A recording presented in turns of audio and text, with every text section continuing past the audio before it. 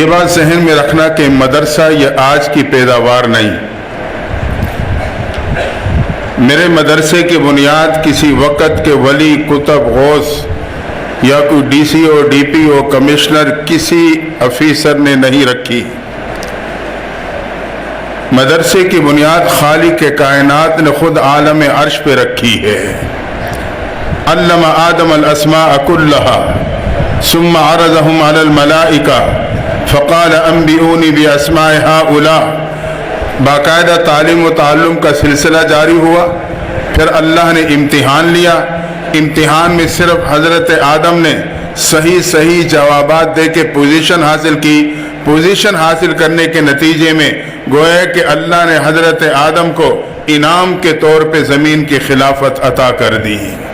یہ سنت اللہ ہے. تعلیم و تعلم، امتحان اور پوزیشن لینے پہ انعام. وہاں سے مدرسہ منتقل ہوا، غار حرا میں آیا. اقرأ بسم ربک الذی خلق. تعلیم و تعلم کا سلسلہ جاری ہوا. وہاں سے منتقل ہو کے یہ دار ارقم میں آیا. صفا پہاڑی پہ مدرسہ ہے. دار ارقم کے نام پہ یاد کیا جاتا ہے.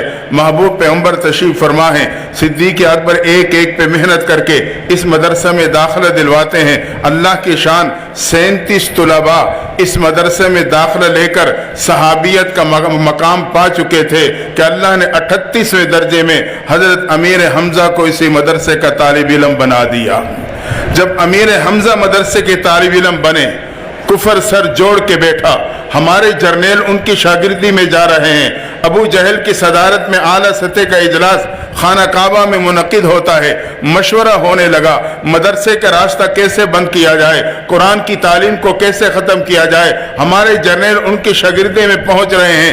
مشورہ ہوتے فیصلہ یہ ہوا کہ مسلمانوں کے پیغمبر کو قتل کر دیا جائے.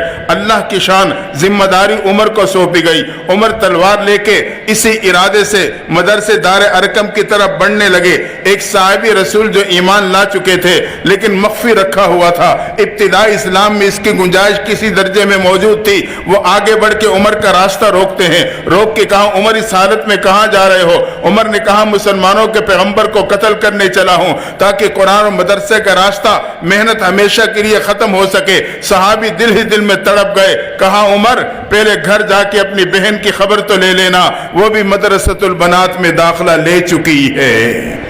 جب عمر نے سنا جس چیز کو ختم کرنے چلا ہوں وہ میری دہلیز پہ پہنچ چکی، اور غصے میں آ کے بڑھتے ہوئے قدموں کو پلٹا.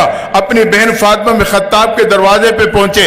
گھر میں بہن اور بہنوئی استاد سے قرآن پڑھ رہے تھے کہ دروازے پہ دستک ہوئی. بہن جان گئی بھائی عمر آ گیا. استاد کو کمرے میں بھیجا. دونوں میاں بیوی دروازے کی طرف بڑھے. جب دروازہ کھولا عمر نے غصے کے حالت میں دیکھا. پوچھا کیا کر رہے تھے؟ دونوں نے بیک آواز کہا ہم قرآن پڑھ رہے تھے. عمر نے ایک زوردار تھپڑ بہنوئی کی طرف بڑھانا چاہا. فاطمہ بن خطاب آگے بڑھی. خاوند کو بچاتے ہوئے اپنے بھائی عمر کا تھپڑ چہرے پہ برداشت کیا. عمر کا تماشا اور تھپڑ تھا جب بہن کے چہرے سے ٹکراتا ہے، بہن زمین پہ گرتی ہے، چہرہ فرش سے ٹکراتا ہے، لیکن ہمت کر کے اٹھ کے آگے بڑھ کے کہنے لگی عمر یاد رکھنا جس خطاب کا خون تیرے جسم میں ہے اسی خطاب کا خون میرے جسم میں ہے. تو میرے جسم سے جان تو نکال سکتا ہے مگر قرآن کی محبت نہیں نکال سکتا ہے. عمر نے جب بہن کا جملہ سنا سر جھکا، آنکھیں بند، من کی کھڑکی کھول کے اندر جھانکنے لگے. زمین نے جھنجھوڑا عمر کیوں انتقام پہ اترتے ہو؟ کیوں تعصب پہ آتے ہو؟ کیوں غیروں کے پروپیگنڈے کا شکار ہوتے ہو؟ مدرسے کا دروازہ کھلا ہے، قرآن کی درسگاہ کا دروازہ کھلا ہے. خود اندر جا کے دیکھ سکتے ہو ان کا نصاب تعلیم کیا ہے، ان کا انداز تعلیم کیا ہے. اور یہ مدارس والے یہ تو کردار کا درس دینے والے امن کے داعی ہیں. زمین نے جھنجھوڑا تو عمر نے آنکھیں کھولی، سر اٹھایا، سامنے کھڑی بہن سے کہنے لگے اچھا بہن مجھے بھی تو سناؤ کیا پڑھ رہے تھے؟ بہن نے قرآن سننے کے آداب بتلائے. بھائی پاکی حاصل کرنے چلے گئے. उस्ताद कमरे से बाहर आए। अब सबक में बहन और बहनोई के साथ भाई भी शामिल। सबक सूरह ताहा की एक आयत पे रुका था, वहीं से उस्ताद ने आगाज किया, इन्ननी अनल्लाह ला इलाहा इल्ला अना फअबुदनी वाकिमिस सलात लिज़िक्री। अल्लाह अपना तारुफ करा रहा है, तहकीक में अल्लाह हूँ, वाजिबुल वजूद, हर जगह हर वक्त मौजूद हूँ, मैं ही इबादत के लायक, मेरी ही इबादत करना, नमाज मेरी याद के लिए कायम करना। उमर अहले लिसान थे, जब ये आयत सुनी बेख्तियार जुबान से तारीफी जुमले निकले। कहा ये तो बहुत ही खूबसूरत कलाम है, मुझे भी अपने पैगंबर के कदमों में ले जाओ।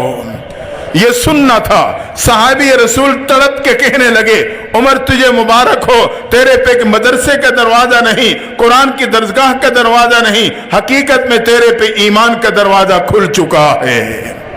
अगर आज हम और आप अपने और अपनी नस्लों पर इस दीनी दरगाह कुरान की दरगाहों के दरवाजों को खुला रखेंगे तो अल्लाह इस पुरफितन दौर में मेरे नस्लों की ईमान की हिफाजत फरमा लेगा।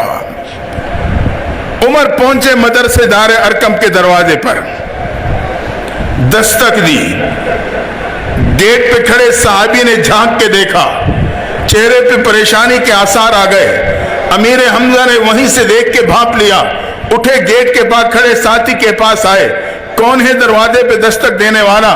कहा उमर नंगी तलवार हाथ में लिए मदरसे के दरवाजे पे दस्तक दे रहा है।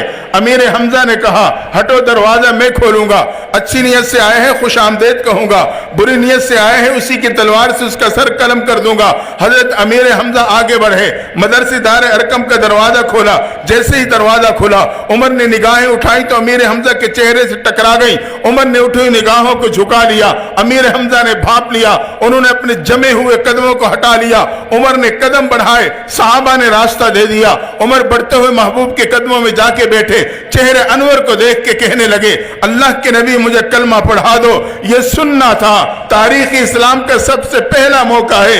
मदरसे दारे अरकम की फिजा नारे तकबीर से गूंज जाती है। सहाबा ने अल्लाह की अजमत को बयान कर दिया, अल्लाह की किबरियाई को बयान कर दिया कि उमर भी ईमान के दामन में आ चुका है। वहां से मदरसा मुंतकिल हुआ, मस्जिद नबी में बाकायदा इसका क़ियाम हुआ, जहां मुसाफिर तुलबा का भी इंतजाम हुआ। मस्जिद नबी, मदरसा सुफ़ा, वहां मुसाफिर तुलबा का भी इंतजाम किया जाता है। फिर ये मस्जिद नबी का तनवर दरख्त अल्लाह ने इसकी शाखों को पूरी कायनात पे फैला दिया। आज ये इदारा इस इमारत का नाम नहीं, हकीकत में मस्जिद नबी के उस तनवर दरख्त की शाख का साया है जो अल्लाह ने इस मस्जिद मदरसे की सूरत में आपके इस इलाके पे डाल दिया है। अगर इन इस शाख के साए के नीचे जमा रहे, क़यामत के दिन अल्लाह मुझे और आपको अर्श के साए के नीचे जमा फरमा देगा।